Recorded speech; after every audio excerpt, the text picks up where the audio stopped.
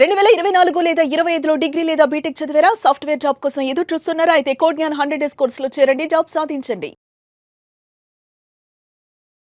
Welcome to Suman TV. నేను మీ Suman TV Nag. According to legal knowledge కనుక మనం చూసుకుంటే తండ్రి ఆస్తిలో ఎవరికి వాటా ఉంటుంది? సో చాలామందికి అంటే మా నాన్న సంపాదించింది నాకే, లేదు అని అంటే నేను వేరే వాళ్ళకి ఇస్తాను, ఇలా చేస్తాను అలా చేస్తాను అని చెప్పేసి మాట్లాడుకుంటూ ఉంటారు. కొంతమంది ఏం చేస్తారంటే మొత్తం తగలబెట్టేస్తారనమాట. ఎవరెవరు అంటే బూడిదలో పోసిన పన్నీర్లో చేసేస్తూ ఉంటారు. బట్ తండ్రి ఆస్తి ఎవరికి చెందుతుంది? ఇందులో భిన్న కోణాలు ఉన్నాయి. లీగల్గా చూసుకుంటే ఈరోజు మనతో పాటు హైకోర్టు అడ్వకేట్ అలగరి రవీంద్రనాథ్ గారు ఉన్నారు. అది వారి మాట్లాడి తెలుసుకుందాం. Hello sir. హాయ్ అండి నాగరాజ్ గారు. తండ్రి ఆస్తిలో ఎవరికి వాటా ఉంటుంది?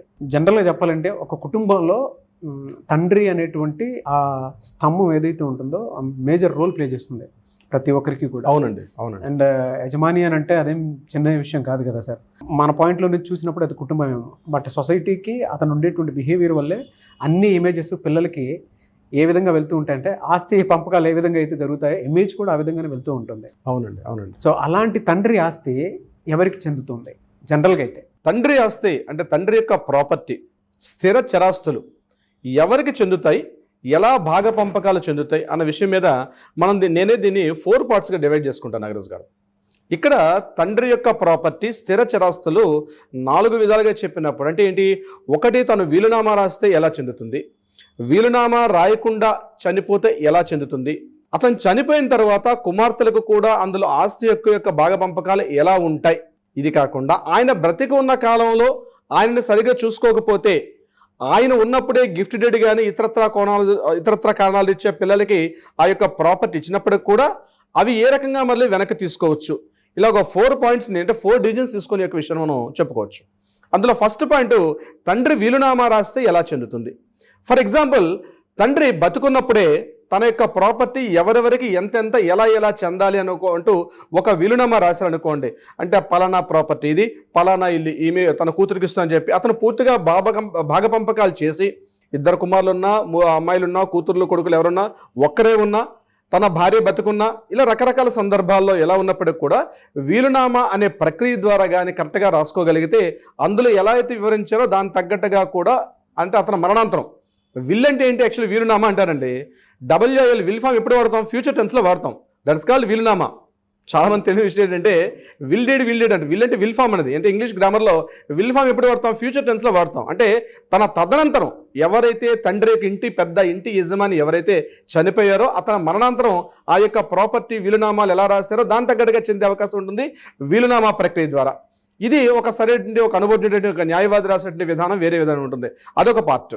ఇక రెండవది, ఆ వీలునామాలో మరొక పాయింట్ కూడా మీకు నేను చెప్పే ప్రయత్నం చేస్తాను. ఇక్కడ ఓన్లీ స్థిర చరాస్తులు వేస్తారంటే ఏమైనా రాసుకోవచ్చు.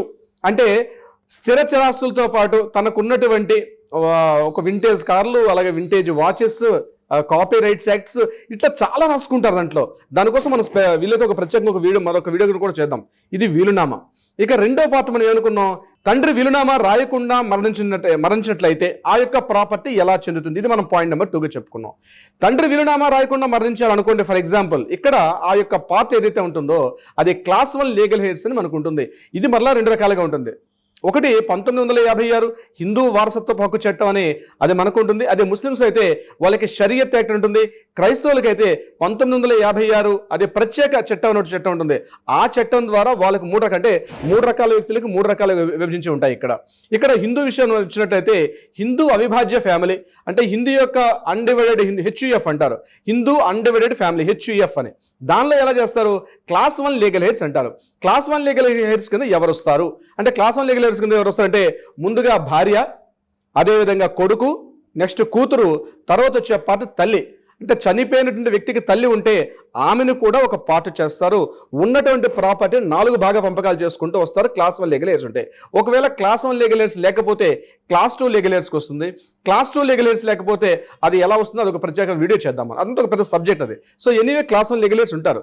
సో ఒకవేళ అతను మరణాంతరం ఎలా ఉంటుంది, ఈ యొక్క ప్రాపర్టీని ఈ రకంగా విభజించుకునే అవకాశం ఉంటుంది. ఇది అతను మరణించిన తరువాత. అతను బ్రతికున్న సందర్భంలో మాత్రం ఆ ప్రాపర్టీని, అంటే అతను సంపాదించుకున్న ప్రాపర్టీ, తండ్రి సంపాదించుకున్న ప్రాపర్టీని క్లెయిమ్ చేసుకునే హక్కు ఎవరికి కూడా లేదు. ఇది గుర్తుపెట్టుకోవాలి. అతను బ్రతికున్న సందర్భంలో ఆ ప్రాపర్టీ, తను సంపాదించుకున్న ప్రాపర్టీ, తన స్వార్జితైన ప్రాపర్టీని ఎవరికైనా ఇచ్చుకునే హక్కు అతనికి ఉంటుంది. కాబట్టి నాకు ఈ ప్రాపర్టీ ఇవ్వలేదు అని ఎవరు కూడా కోర్టుకు వెళ్ళి ఛాలెంజ్ చేసే అవకాశం అయితే ఎట్టి పరిస్థితిలో కూడా లేదు. ఇది వీలునామా రాయకుండా మరణించిన వ్యక్తికి అయితే. ఇక మూడో పాయింట్, ఆడపిల్లలకి తండ్రి ద్వారా ఆస్తి హక్కు ఎలా వచ్చే అవకాశం ఉంటుంది. సో 2005 యాక్ట్ ప్రకారం, అంటే 1985 సెప్టెంబర్ 5వ తేదీ నాడు మన తెలుగు రాష్ట్రాలు, అంటే ఉమ్మడి ఆంధ్రప్రదేశ్లో అప్పుడు ఎన్టీఆర్ గవర్నమెంట్లో ఒక యాక్ట్ చేయడం జరిగింది. ఆ యాక్ట్ ప్రకారం 1985 సెప్టెంబర్ 5 తర్వాత జరిగినటువంటి వివాహాలకు సంబంధించినటువంటి ఆడపిల్లలకు కూడా ఆ ఆస్తిలో సమాన హక్కు, అంటే అబ్బాయిలతో పాటు అమ్మాయికి కూడా సమాన ఆస్తి హక్కును ఇవ్వడం జరిగింది. కానీ తర్వాత తమిళనాడు గవర్నమెంట్, ఆ తర్వాత కేరళ గవర్నమెంట్, అలాగే మహారాష్ట్ర, ఇవన్నీ ఏ రాష్ట్రానికి ఆ రాష్ట్రం ప్రత్యేకంగా హక్కు చట్టాలు చేసినప్పటికీ కూడా, అంటే ఆడపిల్లలకు కూడా ఆస్తిలో సమాన వాటా కల్పిస్తూ కొన్ని చట్టాలు చేసినప్పటికీ 2005లో సెంట్రల్ గవర్నమెంట్ ఒక యాక్ట్ని తీసుకొచ్చారు. ఆ యాక్ట్ ప్రకారం ఏంటంటే దేశవ్యాప్తంగా ఉన్నటువంటి అన్ని రాష్ట్రాల్లో ఉన్నటువంటి స్త్రీ పురుషులందరూ కూడా, ప్రతి ఒక్క మహిళకు కూడా కంపల్సరీ ఆస్తిలో సమాన ఆస్తి హక్కు ఉండేటట్టుగా అక్కడ మనకి యాక్ట్ చేయడం జరిగింది. సో ఈ యాక్ట్ ప్రకారం మళ్ళీ 2 రకాల కాంట్రాక్షన్స్ వచ్చాయి. ఒకటి ఏంటంటే, అంటే 2005 తర్వాత ఉన్నటువంటి పెళ్లిళ్ళకి మాత్రమే వర్తిస్తుందా, లేకపోతే ఎప్పటి నుంచి స్టార్ట్ చేసుకునే విషయం మీద. అయితే దీని మీద యాక్ట్లో ప్రత్యేకంగా ఒక క్లాజ్ మనకి లేనప్పుడు కూడా సుప్రీంకోర్టు, అదేవిధంగా ఢిల్లీ హైకోర్టు, అలహాబాద్ హైకోర్టు ఇచ్చిన కొన్ని ప్రత్యేక జడ్జిమెంట్స్ చెప్పింది ఏంటంటే 1956 తరువాత, ఇది ప్రత్యేకంగా చాలా ఇంపార్టెంట్ పాయింట్. చాలా మందికి డౌట్స్ వస్తుంటాయి, చాలా మంది కాల్స్ కూడా చేస్తారు, సార్ మాకు పెళ్ళి అయిపోయింది, మరి మాకు హక్కు ఉంటుందా ఉండదని. 1956 తరువాత బాగా ఇంపార్టెంట్ 1956 తర్వాత జరిగే ప్రతి పెళ్లిళ్ళకి కూడా అమ్మాయి పెళ్లి అయిపోయి ఎక్కడికి వెళ్ళిపోయినా, ఆమెకి 40 ఏళ్ళైనా 50 ఏళ్ళైనా బ్రతికి ఉన్న సందర్భంలో అటువంటి ఆడపిల్లలకు కూడా సమాన ఆస్తి హక్కును కల్పిస్తూ కూడా చట్టం చేయడం జరిగింది. అంటే ఇప్పుడున్న పరిస్థితి ఏంటంటే, ఎప్పుడు పెళ్లి అయిపోయినా, అంటే భాగ పంపకాలు జరిగిపోయినప్పుడు కూడా అందులో కూడా ఆడపిల్లలకు ఆస్తి హక్కును ఉండే విధంగా ఈరోజు మనం చట్టాలు రూపకల్పన చేసుకున్నాం. సో తండ్రి యొక్క ఆస్తి ఈ రకంగా కూడా వచ్చే అవకాశం ఉంటుంది ఇప్పుడున్నటువంటి కొత్త చట్టాల ప్రకారం. ఇక 4వ పాయింట్, ఇది చాలా important point.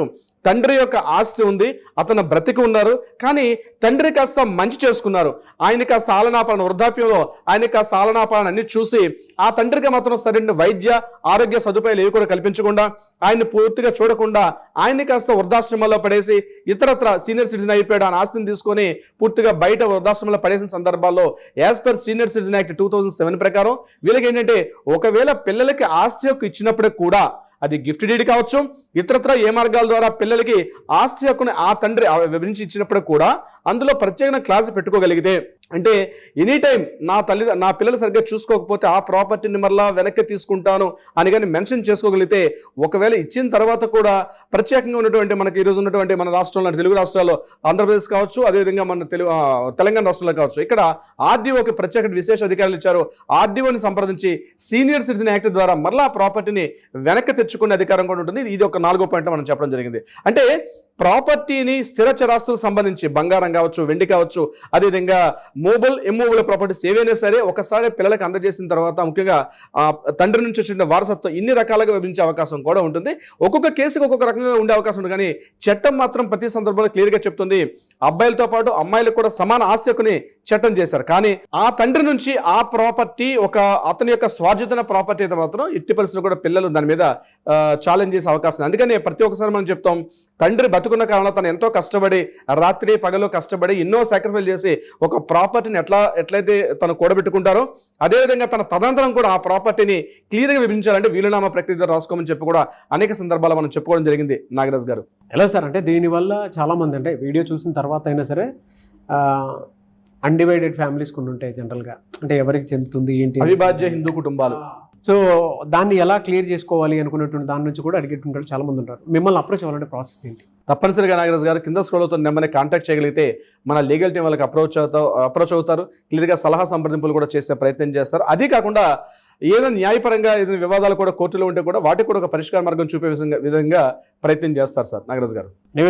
Thank you so much Ravindranath garu. Thank you so much Nagaraj garu. చూసారు కదా ఈ వీడియోపై మీ అభిప్రాయం కమెంట్ బాక్స్లో పోస్ట్ చేయండి. ముఖ్యంగా మీరు కనుక బయటికి వెళ్ళినా లేదు అని అంటే, ఇంట్లోనే ఏదైనా సమస్య ఉంది అని అంటే, లీగల్ పరంగా మీరు ముందుకెళ్ళాలి అనుకుంటే, రవీంద్రనాథ్ గారిని అప్రోచ్ అవ్వాలనుకుంటే స్క్రీన్ మీద మీ కాంటాక్ట్ నెంబర్ కనిపిస్తుంది. దాన్ని మీరు కాల్ ఆర్ మెసేజ్ వాట్సాప్ చేసి వెంటనే అపాయింట్మెంట్ బుక్ చేసుకోండి. ఈ వీడియో లైక్ చేయండి, షేర్ మాత్రం తప్పకుండా చేయండి. ఇలాంటి మరిన్ని వీడియోస్ కోసం మా ఛానల్ ఫాలో అవ్వండి. Thank you.